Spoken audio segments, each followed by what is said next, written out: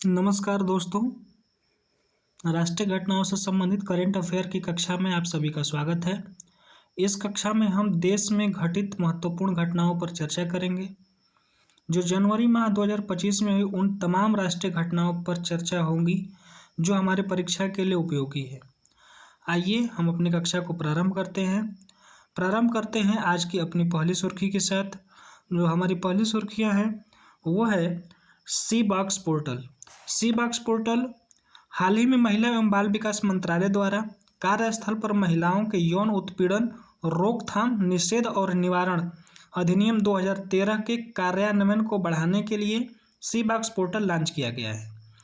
सी box portal का मुख्य उद्देश्य कार्यस्थल पर महिलाओं को यौन उत्पीड़न से सुरक्षित रखना और उनकी शिकायत का त्वरित समाधान करना है। यह पहल महिलाओं के लिए सुरक्षित और समावेशी कार्य वातावरण बनाने के दिशा में महत्वपूर्ण कदम है। इसमें सबसे इम्पोर्टेंट चीज़ ये है कि इस पोर्टल का मुख्य उद्देश्य कार्यस्थल पर महिलाओं को सुरक्षित करने के लिए हो गया। दूसरी सबसे जो इसमें इम्पोर्टेंट ये है कि जांच का समय अधिनियम के तहत 90 दिन के समय निर्धारित किया गया है, जिससे शिकायत का तुरंत निवारण सुनिश्चित किया जा सके। इसकी शिकायत एक पीड़ित महिला या किसी अन्य व्यक्ति द्वारा दर्ज की जा सकती है। अतः हम देखें कि शिकायत दर्ज करने के लिए शिकायत एवं पीड़ित महिला या किसी अन्य व्यक्ति द्वारा दर्ज की जा सकती है। यदि शिकायतकर्ता स्वयं पीड़ित महिला है तो उसे अपने कार्य की स्थिति, नाम, फ़ोन नंबर और ईमेल आईडी जैसे विवरण दर्ज करके पोर्टल पर लॉगिन करना होगा। यदि पीड़ित महिला का नाम आईसी या एलसी पोर्टल पर पंजीकृत है तो शिकायत स्वचालित रूप से संबंधित आईसी या एलसी को भेज दी जाएगी। इसकी निगरानी जो है प्रशासनिक स्तर के नोडल अधिकारियों द्वारा की जा रही है, जिसे निपटारा के लिए जल्द ही लंबित मामलों की संख्या देखी जा सकती है। इसमें जांच का समय जो 90 दिन का रखा गया है, 90 दिन के भीतर ही इस शिकायत का त्वरित निवारण सुनिश्चित हो सकेगा। अतः इस प्रश्न में जो सबसे इम्पोर्टेंट हमारे परीक्षा के लिए उपयोगी है कि यह बॉक्स पोर्टल किसने लॉन्च किया है, तो यह सी बॉक्स पोर्टल जो है महिला एवं बाल विकास मंत्रालय द्वारा लॉन्च किया गया है और इसका उद्देश्य है कार्यस्थल पर जो महिलाएं काम कर रही हैं उनके यौन उत्पीड़न से सुरक्षित रखने के लिए इस शिकायत का त्वरित समाधान करना है। इस प्रश्न को समझने के बाद हम चलते हैं अपने अगली सुर्खियों की तरफ और हमारी अगली सुर्खियां हैं जम्मू और कश्मीर शिल्प के लिए शिल्प की प्रामाणिकता की मोहर। हाल ही में विश्व शिल्प परिषद की 60वीं वर्षगांठ के अवसर पर कश्मीर में शिल्प की प्रामाणिकता की मोहर देने की घोषणा श्रीनगर में की गई है। इस कार्यक्रम का उद्देश्य वैश्विक स्तर पर मान्यता प्राप्त स्थापित करना है, जो प्रारंभ में कपड़ा उद्योग पर केंद्रित है। यहाँ से क्वेश्चन ये बन सकता है कि हाल ही में विश्व शिल्प परिषद की 60वीं वर्षगांठ कहाँ पे हुई, तो 60वीं वर्षगांठ कहाँ पे हुई है? श्रीनगर में हुई है। कहाँ पे हुई है? श्रीनगर में हुई है। ये हमें याद करना, ध्यान रखने की ज़रूरत है कि हाल ही में 60वीं विश्व शिल्प परिषद की बैठक कहाँ हुई है, तो श्रीनगर में हुई है। अब आगे देखते हैं, हम अपनी अगली सुर्खियों की तरफ बढ़ते हैं। हमारी अगली सुर्खियाँ हैं एकलव्य ऑनलाइन डिजिटल प्लेटफार्म। ये आज के वीडियो की सबसे ही महत्वपूर्ण क्वेश्चन है। सबसे महत्वपूर्ण क्वेश्चन ये है कि Eklavya online portal digital platform का निर्माण हुआ। यह हाल ही में रक्षा मंत्रालय द्वारा भारतीय सेवा के लिए एकलव्य नामक ऑनलाइन शिक्षण मंच का शुभारंभ किया गया। यह पहल भारतीय सेना द्वारा स्वयं को परिवर्तन के दशक में आगे बढ़ाने के साथ साथ सेवा प्रमुख द्वारा परिकल्पित प्रौद्योगिक अवशोषण का वर्ष के रूप में वर्ष 2024 के लिए भारतीय सेवा की थीम के अनुरूप है। अतः एकलव्य ऑनलाइन डिजिटल प्लेटफार्म किस मंत्रालय द्वारा जारी किया गया है, तो यह इसका शुभारंभ किया गया है तो रक्षा मंत्रालय के द्वारा शुभारंभ किया गया है।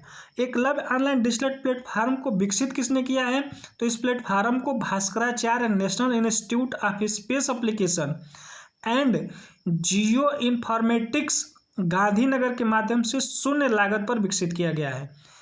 यह अत्यंत महत्वपूर्ण है कि इस प्लेटफार्म को विकसित किसने किया है, तो विकसित किया है Bhaskaracharya national institute of space application and geoinformatics Gandhinagar के माध्यम से शून्य लागत पर विकसित किया गया है। और इसका शुभारंभ रक्षा मंत्रालय द्वारा भारतीय सेवा के लिए एकलव्य नामक ऑनलाइन शिक्षण मंच का शुभारंभ किया गया है। ठीक है, अब आगे बढ़ते हैं अपने अगली सुर्खियों की तरफ। अगली सुर्खियां हैं, हमारे देश में 7 क्षेत्रीय सांस्कृतिक केंद्रों को स्थापित किया गया है। देश में कुल कितने सांस्कृतिक केंद्रों का स्थापना हुआ है, तो 7 केंद्र स्थापित किया गया है। इसमें पीपीटी में गलती हो गई है, 7 नहीं है 7 है, 7 सांस्कृतिक केंद्र की स्थापना की गई है। इस केंद्रों की स्थापना का मुख्य उद्देश्य है, क्षेत्रीय सांस्कृतिक केंद्र का जो प्रमुख उद्देश्य है, विभिन्न क्षेत्रों की सांस्कृतिक विशिष्टताओं को संरक्षित करते हुए पूरे राष्ट्र को एक सांस्कृतिक धागों में पिरोना है। अगर इस केंद्र का प्रमुख उद्देश्य और लक्ष्य निम्नलिखित है। संबंधित क्षेत्र में कलाओं के प्रदर्शन और प्रसार को संरक्षित तथा बढ़ावा देना, उनकी समृद्धि सांस्कृतिक विविधता को विकसित करना और बढ़ावा देना, लोक और आदिवासी कलाओं को प्रोत्साहित करना एवं लुप्त होती कलाओं का संरक्षण करना। साथ ही उन 7 जो क्षेत्रीय सांस्कृतिक केंद्र हैं कहाँ कहाँ स्थापित किए गए हैं और उनका मुख्यालय कहाँ कहाँ पे है, इसको भी देख लेते हैं। क्षेत्रीय सांस्कृतिक केंद्र था, उनके मुख्यालय जो 7 क्षेत्र सांस्कृतिक केंद्र बने हैं। उत्तर क्षेत्र सांस्कृतिक केंद्र अगर देखें तो इसका मुख्यालय जो है पटियाला में है। दक्षिण क्षेत्र सांस्कृतिक केंद्र तंजावुर में है, इसका मुख्यालय तंजावुर में है। दक्षिण मध्य क्षेत्र सांस्कृतिक केंद्र नागपुर में है। पश्चिम क्षेत्र सांस्कृतिक केंद्र उदयपुर में है।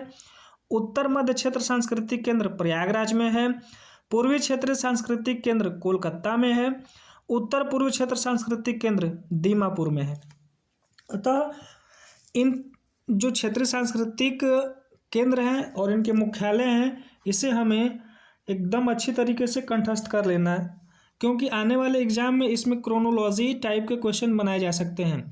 एक तरफ आपको दे देगा सांस्कृतिक केंद्र, दूसरी तरफ मुख्यालय दे देगा और बोलेगा कि इसके मुख्यालय कहाँ है, इसका मिलान कीजिए। तो हमें अच्छे से ध्यान से अगर मैप के माध्यम से इसे याद किया जाए तो आसानी से याद किया जा सकता है। आज अब हमारा जो नेक्स्ट सुर्खियां है, राष्ट्रीय गोकुल मिशन।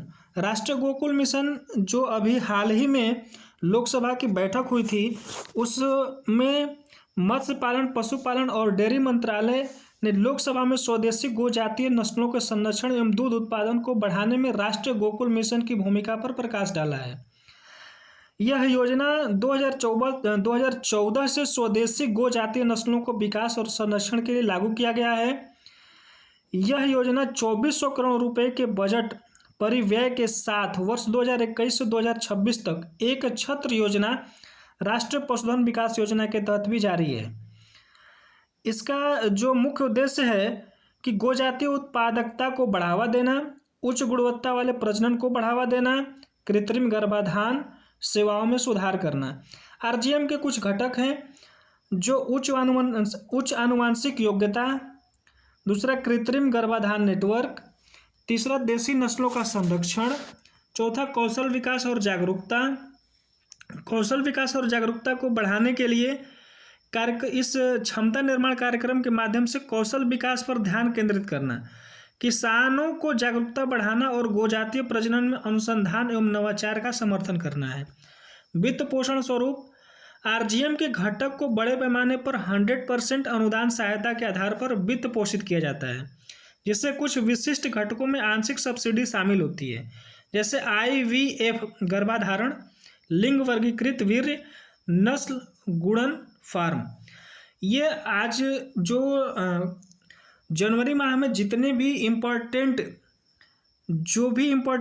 घटनाएं हैं उसको हम लोगों ने इस वीडियो में एक दूसरे के साथ साझा करने का प्रयास किया गया है, जो हमारे आने वाले एग्ज़ाम में अत्यंत महत्वपूर्ण साबित होंगे।